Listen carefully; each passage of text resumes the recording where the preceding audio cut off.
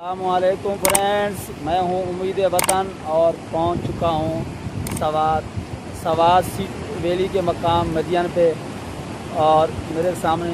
اور بھی بھائی لوگ ہیں، کر رہے ہیں موسم سے انجوائے، کھا پی رہے ہیں، وہ بھی اکیلے اکیلے کھا رہے ہیں، مسافر سے پوچھ بھی نہیں رہے، یہ سامنے میرے بھائی لوگ کھڑے ہوئے ہیں، تو بھائی یہ لوگ بھی انجوائے کرنے آئے ہیں۔ اب آگے تفصیل سے چلنے سے پہلے میں آپ کو یہ بتا دوں، آپ نے کرنا کیا ہے، ویڈیو کے نیچے جو سبسکرائب کا بٹن ہے نا بھائی، اس کو ضرور دبانا ہے۔ اب آپ دبائیں جلدی سے، ویڈیو کو لائک اور شیئر کریں۔ میں بحرین سے نکلا تھا اور وہاں 2D گاڑی میں آیا تھا بھائی مدین، کرایہ دے کر 40 روپے، اور وہاں مدین شہر سے پوچھتے پچھاتے چلتے گاڑیوں والے خیر یہ ہے بھائی اسلام آباد۔